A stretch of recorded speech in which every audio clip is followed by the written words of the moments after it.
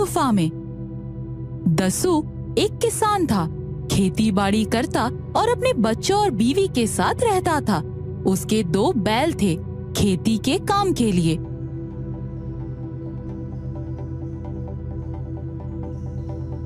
लेकिन पिछले महीने न जाने कैसे दोनों बैल रात में उसके घर से गायब हो गए। सुबह जब दस्सू खेतों पर निकलने की तैयारी करने लगा था तो देखा दोनों में से एक भी बैल आंगन में नहीं है। बांधने वाली रस्सी उधड़ी पड़ी है। ये कैसे हो सकता है? मैंने तो बैलों को रात में चारा खिलाया था, फिर बैल आराम करने लगे तो मैं भी खाना खाकर सो गया। आसपास देखता हूँ, शायद रस्सी तोड़कर घास चरने चले गए होंगे। दस्सू ने अपने बैलों को बहुत ढूंढा, लेकिन उसके बैल कहीं भी नहीं मिले। बेचारा दस्सू बहुत दुखी और परेशान हो गया। बैलों के बिना अब मेरी खेती कैसे होगी? कैसे फसल उगेगी? मेरा परिवार भूखा मर जाएगा। इससे भी ज्यादा मैं उन बैलों को अपने बच्चों सा प्यार करता था। वो मेरे बेटे जैसे थे। दस्सू अपने बैल को दूर दूर के इलाके में भी खोजता रहा, लेकिन बैल कहीं नहीं मिले। ऐसे ही दुखी मन से वो बैलों को खोजते हुए एक दिन घर आ रहा था। रास्ता एक सुनसान इलाके से होकर था। अचानक उसकी नजर एक टीले के पास कुछ हड्डियों पर पड़ी। वहाँ उसे 2 घंटे भी पड़े मिले। घंटों को देखते ही उसने पहचान लिया कि ये घंटे उसके बैलों के गले में बंधे रहते थे। दस्सू समझ गया कि ये हड्डियां उसके बैलों के हैं। किसी ने उसके बैलों को मार डाला है, और वो भी बड़ी बेरहमी से।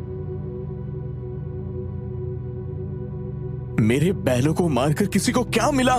लेकिन मैं उसे छोड़ूंगा नहीं। इसी तरह उसकी भी हड्डियां बिखेर दूंगा मैं। तभी उसके कानों में एक नन्ही सी बच्ची जैसी आवाज आई। दस्सू काका। दस्सू ने इधर उधर नजर दौड़ाई तो देखा पास ही एक छोटा सा सांप फन उठाए डोल रहा है। फन वाले सांप को देखकर दस्सू डर गया। आखिर सांप तो सांप ही होता है, चाहे छोटा ही क्यों ना हो। सांप बोल रहा था, दस्सू काका डरो नहीं, मैं इच्छाधारी नागिन हूँ, मैं अभी छोटी हूँ। ये कहकर वो छोटी सी नागिन एक इंसान की प्यारी सी बच्ची में बदल गई। दस्सू की आंखें फटी जा रही थी। दस्सू काका, तुम्हारे बैलों को यहाँ एक दानव ने मारकर खा लिया है। मेरा बस चलता तो मैं उसे मार देती, लेकिन उस दानव को कोई मानव ही मार सकता है, ऐसा उसके भाग्य में लिखा हुआ है। अगर तुम हिम्मत करो तो मैं तुम्हारा साथ दूंगी। इच्छाधारी नागिन को देखकर दस्सू तो पहले घबरा गया, फिर हिम्मत करके बोला, वो दोनों बैल मेरे परिवार के सदस्य जैसे थे। जिस दानव ने मेरे बैलों को मारकर खा लिया है, उसे मारने के लिए तुम जो कहोगी मैं वही करूंगा।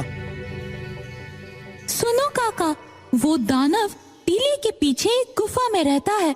उस गुफा में उसका प्राण एक मिट्टी से बने तोते में बसता है। उस तोते को अगर चूर चूर कर दोगे तो वो दानव भी मर जाएगा और तुम्हारे बैल भी फिर से जिंदा हो जाएंगे। उस गुफा के दरवाजे को खोलने का मंत्र सिर्फ इच्छाधारी नागिनों को मालूम है, जो मुझे भी है। बेटा, तुम जैसा बोलोगे मैं वैसा ही करूंगा। दानव रात में गुफा से बाहर खाने की खोज में जाता है। वही सही वक्त है गुफा में जाने का। तुम रात में मुझसे यहीं मिलो।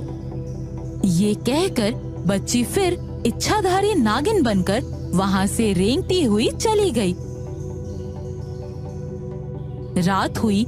दस्सू अपने मन में बहुत आशंकाएं लिए उसी जगह पहुँचा जहाँ वो इच्छाधारी नागिन मिली थी। मैं आ गया हूँ नागिन बेटा। झाड़ियों से रेंगती हुई नागिन बाहर आ गई और फिर से प्यारी बच्ची में बदल गई। मैं भी आ गई काका, अब आ जाओ मेरे पीछे पीछे। नागिन बच्ची दस्सू को लेकर टीले के पीछे आ गई। वहाँ एक बड़ा सा पत्थर टीले से लगा पड़ा था। अब मैं अपना गुप्त मंत्र पढ़ूंगी तो ये दरवाजा खुलेगा। तुम सावधान रहो काका। नागिन फुसफुसाकर मंत्र पढ़ने लगी। सामने का बड़ा सा पत्थर एक तरफ सरक गया और गुफा के अंदर जाने का रास्ता खुल गया। जल्दी अंदर चलो काका, गुफा का दरवाजा खुलने की भनक दानव को लग जाती है। वो देखो मिट्टी का तोता चबूतरे पर रखा है, जल्दी उसे चूर चूर कर दो, जल्दी करो। वो देखो दानव भी उड़ता हुआ आ रहा है।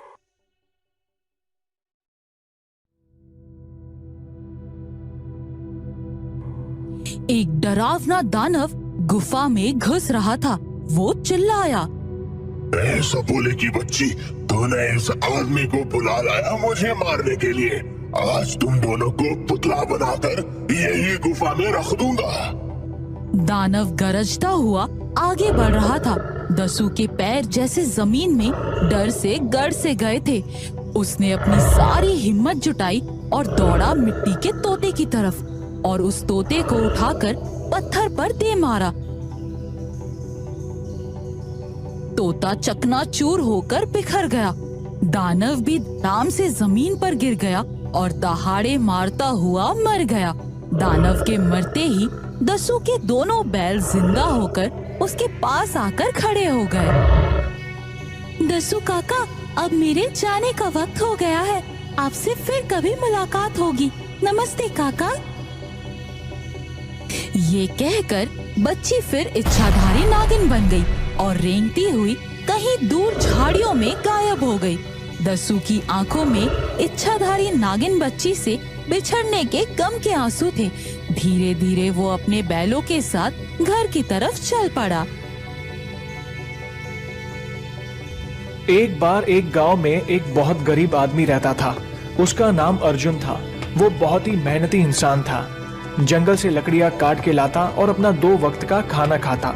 उसके जीवन के दिन ऐसे ही गुजर रहे थे। एक दिन वो जंगल में लकड़ियां काटने जाता है तो उसे वहां से एक बहुत ही खूबसूरत पत्थर मिलता है। उसे समझ नहीं आता कि ये पत्थर है या कुछ और। वो उसे उठा के अपने घर ले आता है। कुछ दिन ऐसे ही गुजर जाते हैं और फिर एक दिन वो पत्थर अचानक से हिलने लगता है। अर्जुन डर जाता है कि ये कोई जादू तो नहीं। फिर कुछ देर बाद एक छोटा सा ड्रैगन उस पत्थर में से निकलता है।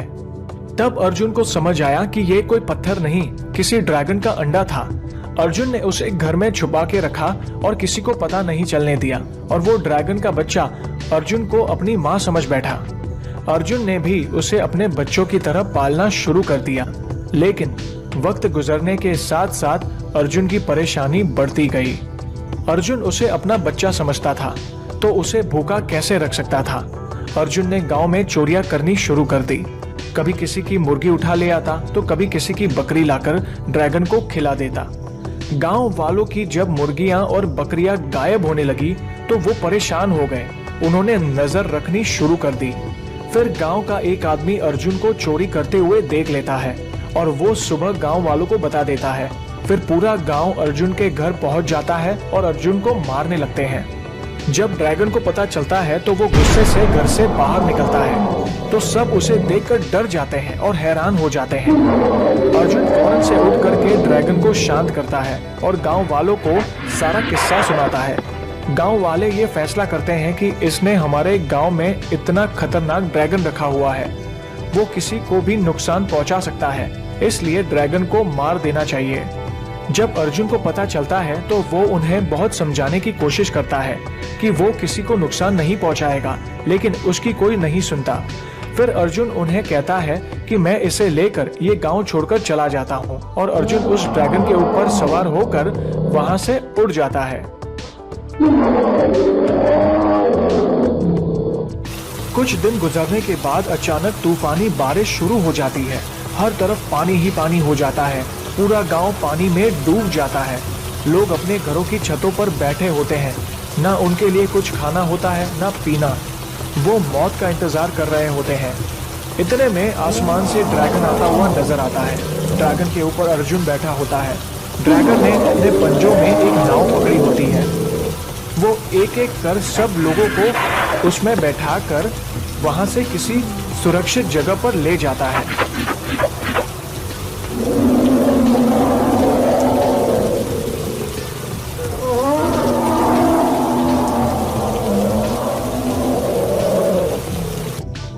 तो यूं जिस ड्रैगन को गांव वाले मारना चाहते थे और उस गांव से निकाल दिया था, तो उसी ड्रैगन ने पूरे गांव के लोगों की जान बचाई। गांव वाले बहुत शर्मिंदा थे। उन्होंने अर्जुन और ड्रैगन को अपने साथ रखने का फैसला किया और सब मिलकर वहीं पे रहने लगे।